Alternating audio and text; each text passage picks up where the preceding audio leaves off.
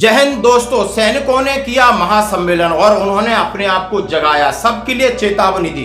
Ex serviceman है, देशभक्त हैं, सच्चे हैं और इस समाज को संभालने के लिए आगे बढ़ो और एक्स सर्विसमैन के समस्याओं के हल के लिए यूनाइटेड हो जाओ। आप सबका धन्यवाद। जय हिंद, जय भारत।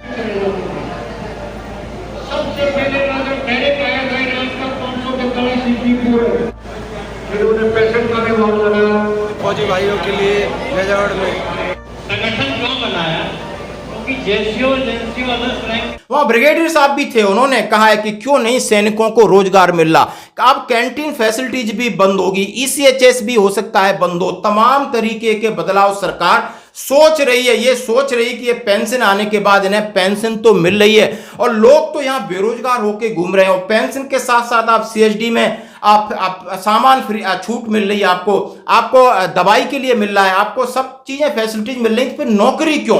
और ये बात कह रहे हैं ब्रिगेडियर साहब इनके संबोधन में। उससे पहले आप देख सकते हो नजफगढ़ में ये महासैनिकों का महासंगठन और जहां वहां पर बात हुई ईसीएचएस को लेकर, बात हुई ईसीएचएस पॉलीक्लिनिक की, बात हुई कैंटीन फैसिलिटीज को, बात हुई डीजीआर को, बात हुई वन पेंशन की विसंगतियों को लेकर और बात हुई आपके पेंशन फिक्सेशन को लेकर के और तमाम तरीके के विचार व्यक्त किए। ब्रिगेडियर नारायण साहब को हैं, उन्होंने कहा कि मैंने सरकार से मांग की है, जो कि राज्य सैनिक बोर्ड के सचिव हैं, भूतपूर्व सैनिक, उन्होंने कहा है कि नजफगढ़ दिल्ली का मैं सीओ टाइप हूं और मैंने सरकार के सामने ये पक्ष रखा है कि कैंटीन की अब हमें जरूरत नहीं, आप हमें एक कार्ड, स्मार्ट कार्ड बना दीजिए जहां हमें जो छूट हमें कैंटीन में सामान पे मिलती है हम किसी मॉल से लें या लेकर लें या ग्रोसरी लें, इसलिए आपका भी ये बनियागिरी का धंधा छूटेगा और सैनिकों को भी राहत मिलेगी। और उन्होंने कहा जब मैं रिसेटल जवानों के नौकरी की बात कहता हूं तो वो सरकार हमारे सामने रखती है कि जवानों को नौकरी की कहां जरूरत है, पेंशन तो ले रहे हैं और बाकी लोगों को रोजगार नहीं मिल रहा है, तो इनको रोजगार कैसे मिले?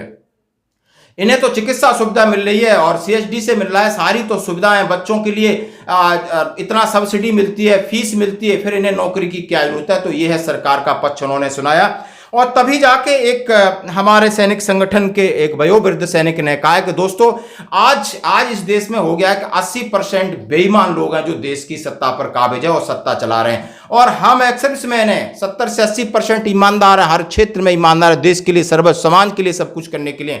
अब हमें एकजुट होना है, किसी भी कंडीशन में हमने एकजुट होना है और अपनी ताकत बढ़ानी है। पैरामिलिट्री फोर्स को भी इसमें शामिल करना है और जरूरत पड़े यदि हमें चुनाव में जाने की तो हमें चुनाव में कूदना पड़ेगा, हमें जगना होगा और लोगों को जगाना होगा। और इस बात को लेकर आप ये वीडियो दे सकते हो नजफगढ़ में, जहां पर फ्री हेल्थ चिकित्सा हुई थी और बड़े बड़े पदाधिकारी बुलाए थे। वॉइस ऑफ एक्सर्विसमैन के वीर बहादुर संगठनों के कुछ पदाधिकारी थे, वहां पर सेना के अधिकारी भी थे और बुद्धिजीवी लोगों ने भी इस पर रखा कि नहीं अब सैनिकों को आगे आना होगा। आपकी क्या राय? धन्यवाद दोस्तों। कि आप कितनी भी संस्था बना के रखो, आप प्रधानमंत्री बने रहो, लेकिन अपना एक संगठन ऐसा बना दो जिसमें सब इकट्ठे होकर के अपनी बातों को उठा सकें। दूसरी चीज ये है कि हम जितने भी फौजी हैं हम किसान और मजदूर परिवारों से हैं, कोई भी किसी बड़े घर से नहीं है, कोई किसी फिल्म इंडस्ट्री का बच्चा नहीं है, कोई टाटा बिरला का बच्चा नहीं है, सारे मजदूरों के बच्चे हैं, किसानों के हैं। और सबसे ज्यादा आज ईमानदार यदि देश के अंदर है तो 80% ईमानदार एक्स सर्विसमैन हैं, देशभक्त हैं, सच्चे हैं।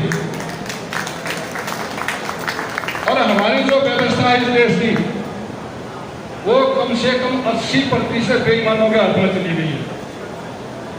जब तक आप यूनाइटेड नहीं होगे, आप अपने परिवारों को अपने साथ नहीं लोगे, पैरामिलिट्री फोर्सेज वालों को अपने साथ नहीं करोगे, आपकी ताकत नहीं बनेगी। जिस दिन ताकत बना लोगे उस दिन पार्लियामेंट और विधानसभा में खुद बैठोगे और अपने निश्चय खुद कर पाओगे। तो इसलिए इस ओर भी ध्यान दो कि हमें आगे आना चाहिए। आपके भाई ने एक पार्टी बना रखी है, जय भारत पार्टी, और उसके माध्यम से अभियान चालू कर दिया है।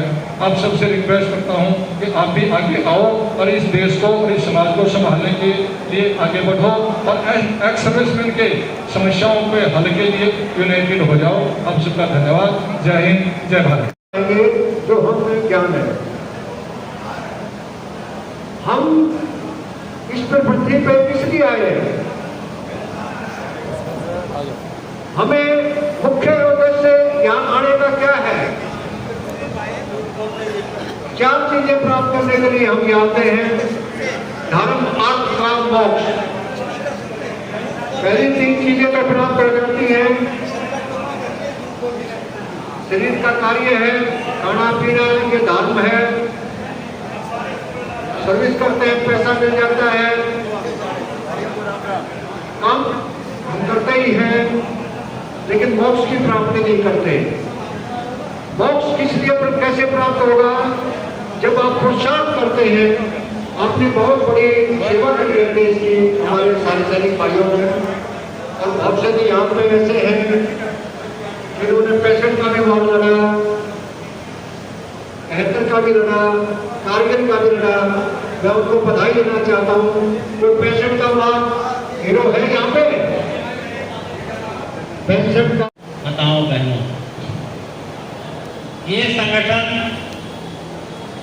प्रशांत जी के नेतृत्व में हमेशा भी, चाहे जंतर मंतर में प्रोग्राम हुआ हो या रामलीला मैदान में प्रोग्राम हुआ हो, पूरी संख्या के बल के साथ भाग लेता है। तो इनके साथ हमारा जुड़ाव बहुत पुराना है और हम लोग 2007-8 का संघर्ष कर रहे हैं, तब के ये साथी। हम लोगों ने संगठन क्यों बनाया? क्योंकि जेसीओ अदर्स रैंक हमारा सबसे मुख्य कारण क्या है? अहिंसा परमो धर्मा। हम अहिंसक नहीं हैं, हिंसक नहीं, हम अहिंसा का पालन करते हैं। महात्मा बुद्ध, जैन, सभी ने अहिंसा का पाठ हमें पढ़ाया और इसी का फायदा उठा के ये आक्रमणकारी हमारे देश में आक्रमण करते हैं। जहाँ पे अफगानिस्तान, ईराक कुछ भी नहीं पैदा होता था, वो लोग लूटने के लिए आपको यहाँ से थे और लूट के चले जाते थे। सबसे पहले राजा पहले पाया था इराक का 542 ईस्वी पूर्व उपस्थित होंगे। सभी साथियों से अनुरोध है, सभी साथी स्थान अपना ग्रहण करते रहे।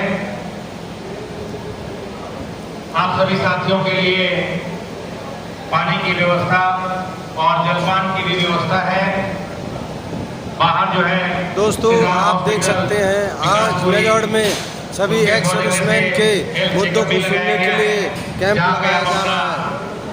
बीपी दोस्तों, ये आप देख सकते हैं, ये बैनर है, यहाँ फ्री मेडिकल कैंप रखा गया है सभी फौजी भाइयों के लिए मेजर में।